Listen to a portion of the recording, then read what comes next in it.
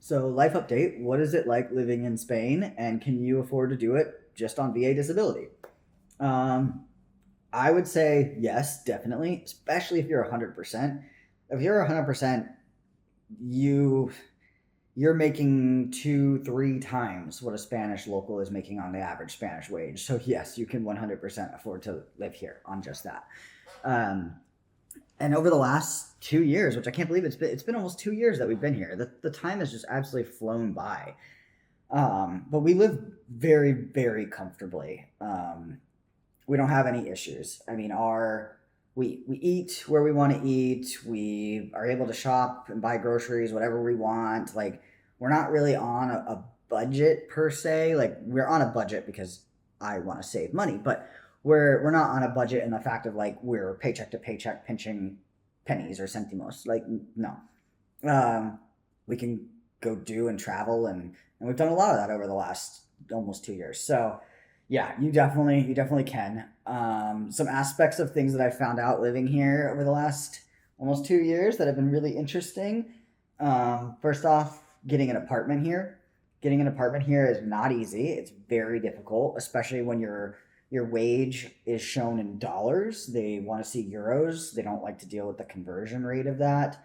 And they really prioritize people with Spanish work contracts. So it's very difficult to get an apartment here. So that's probably something that I just need to do a separate video on and talk a little more about because I could go on for 30 minutes on that process because it really is a process. And there's some tricks and stuff to it that I've learned. The other thing here that I really noticed is healthcare, the quality of healthcare here, the affordability of healthcare here. It is just unmatched. Like it is a phenomenal system, both the public and private we've been involved with, and I haven't had any major issues. Um, it's so affordable, and if you're VA, you're also entitled for FMP for a medical program. So any of your service connected disabilities, you can go be seen for, and then the VA will reimburse for that. Um, Personally, I haven't dealt with it because it's the VA, and I mean, if you've dealt with the VA, you know how that works. But it's just not worth my time to deal with it. I mean, the cost of things is so stupid cheap that it's not worth it. It's just not worth it. Like if I wanted to get an X-ray, it's like 50 euros. Well, that 50 euros isn't worth dealing months and months of paperwork with the VA to get reimbursed for. It's just not. So I haven't really dealt with it too much, but our private health care for a family of three, it's about 2,600 euros a year, and that's just a premium. So we don't have copays, we don't have deductibles. It's just the premium. We go get whatever we need, and then that's it. Like you don't pay anything else except for prescriptions, and even that is like just stupid cheap. Like my mom, for example, she comes over here and she tries to buy her inhalers and stuff because in the US it's like $600 for a fucking inhaler that she needs to live. And here it's like 15 euros. Like it's stupid. So that's something that we've noticed is just the quality of healthcare is really good. We feel like they actually listen to us. They're not just pushing medication on us because they want to make money.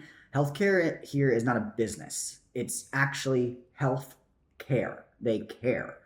And that's been really an eye-opening difference for me because I feel like I've been able to just be so much healthier here. Just the culture of health here in general is a big deal. Um, and we've had experiences both public and private. Like I said, this last year my son had a very severe medical issue that we had to go to the pediatric ER for and ended up getting into the pediatric intensive care unit is where we got admitted. And because of the severity of the issue, we were dealing with both public and private to be able to get him the care that he needed. And the quality that we got was just, if it was in the US, I can't even imagine what the outcome would have been for him. Honestly, I can't. Because my experiences with US healthcare have been complete shit. I mean, it's the reason why I'm disabled, literally. So I I was just very happy that everything is okay and that he's okay and that he got the care that he needed and that they took it seriously, like immediately. They got him in. They found specialists. He has a rare blood disorder, and there's only apparently three specialists that cover this in the entire country. So they got us in with a specialist, and that was like within a day. So it's just really cool. Generally, healthcare here is accessible too. Like for us through the private healthcare to get a PCM appointment, I can get one the same day. If I am sick, I can literally pick up the app on my phone and get an appointment the same day. Um, if it's more specialty care related, it might be a week or 2 weeks out, but that's nothing compared to the waits in the US. I mean, I was on a wait list for over 18 months just to get a new PCM when I got out of the Army. And I never ended up going because I freaking moved before I made it to the top of the wait list. So that's just it's nice here to know that like you're sick, go to the doctor. Like it's not, and it's not going to cost you, your firstborn child to do it. Like, so that's been really, really eye opening. I'll make another video on the experience with my son and the healthcare that we got because it was very eye opening, and yeah, it was quite an experience to say the least. Other things that have happened over the last year that have been eye opening: Spanish driver's license. Yeah, that's a process. It's considered one of the hardest licenses in the world to get, and I can see why. It is very strict, very difficult testing. The fail rate for just the theory exam is like over 70%. So it's not an easy thing to do. And then you still have to take the practical. Most people take everything multiple times. It's expensive. That shocked me. Now I see why public transportation here, you really don't need to drive, but I see why most people don't even have a license, because between the ease of public transportation and the cost of getting a driver's license, it's ridiculous. I think it cost me probably close to 1,500 euros to get my driver's license between administrative fees, mandatory driving lessons, all of that. Because US, Canadian, like any of the third country licenses outside the EU, we don't qualify for exchange of our license. So they look at it as if we've never driven before. So that was quite the process. That's something else I should probably do another video on, because traveling, that's been really eye-opening. The ability to travel here. I mean, in the US, you drive 8 hours and you're still in the same state. Here, you drive 8 hours and you're in freaking, I don't know, Belgium, like literally. So being able to travel has been great. Like we have done so many trips. It's so easy to hop to and from places because you can take a flight and be across the EU in 2 hours. You can drive to places in a few hours. So we've done France several times, Disneyland Paris in France. We've done Italy. We've done Belgium, Netherlands, Luxembourg, Morocco.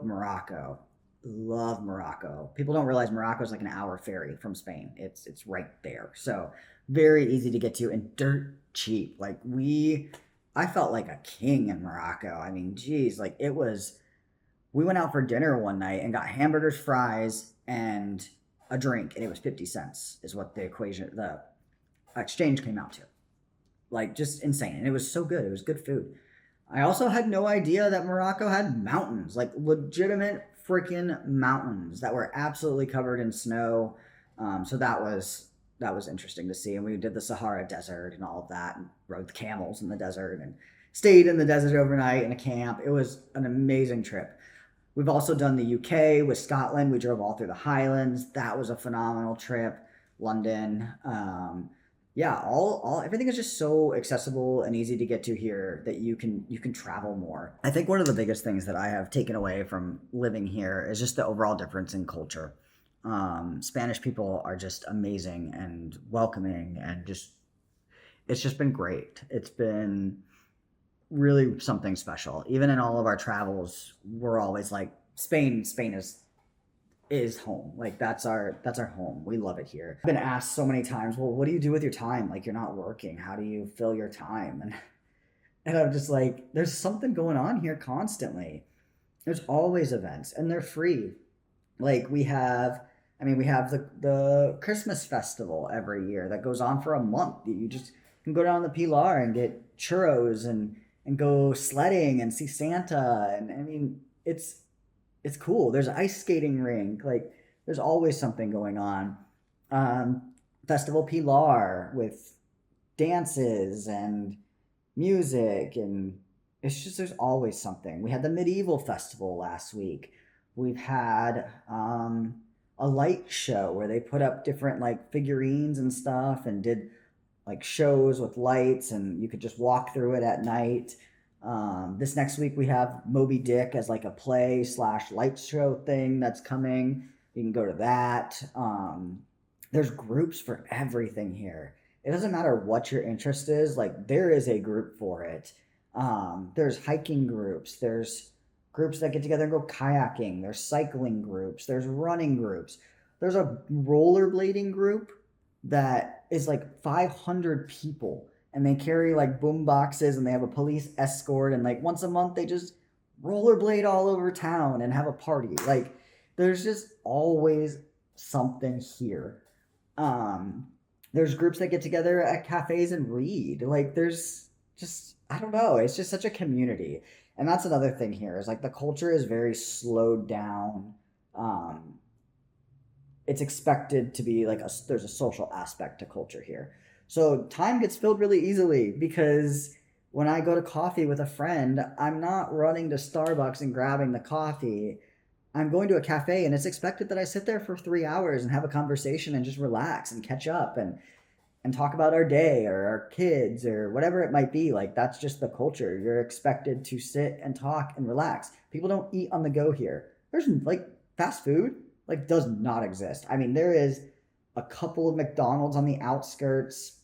I guess there's a McDonald's in town, but there's no drive-through. Like there's no drive-through. Most of these places don't have drive-throughs unless they're like way out of town. And then even then, no one uses the drive-through. Every time I've gone to it, there is not a single person in that drive-through. They all get out, go inside, and eat. But that also, I think, goes in the fact that it's illegal to eat in your car, which I found really fascinating. You cannot eat and drive. You cannot drink a drink and drive here. So that's part of it too. But so I guess the drive-throughs are only like if you're picking it up and taking it somewhere, I guess, to eat. I don't know. Um, but that just goes into the culture of it's sit, it's relax, it's enjoy your friends, enjoy your family. Um, so yeah, so our time gets filled. I mean, I am just as busy as I was in the US when I was working full time. Just as busy. The only difference is now my time is filled with things that I actually enjoy doing. Hanging out with friends, going to the gym, going on hikes, spending time with family. Like, I don't have to worry about work, I guess. So yeah, so that's kind of a life update for where we've been in the last almost 2 years now. I'll have to do some separate videos on some things, a little more detail. We renewed our TIEs, we renewed that, so we had to go through that whole process. I can do a video on that too. You do that after the first year, and then you're granted 2 years, and then you renew again another 2 years. And then at 5 years, you apply for long term residency, which then you'll only have to renew every 5 years. So we won't get to long term residency in a couple of months. Jorge, my husband, and my son are eligible for citizenship. So they'll be applying for citizenship, and then I will be eligible for citizenship as well as a spouse. So yeah, so we'll be citizens, not residents anymore. Well, residents, but citizens too. So yeah, it's been an amazing year and a half, almost 2 years now, and I would not change it. I would not go back to the U.S. I'm not even sure there's anything I would do differently in how we handled moving here. We moved here sight unseen. I'd never even been to Spain when I moved here. We just did a ton of research and said let's do it and took a chance, and it worked out. So I don't think there's anything looking back that I would change. So if you're thinking about it and you're on VA disability, do it. Your quality of life is going to improve drastically. The food is better, the healthcare is better, the culture is better.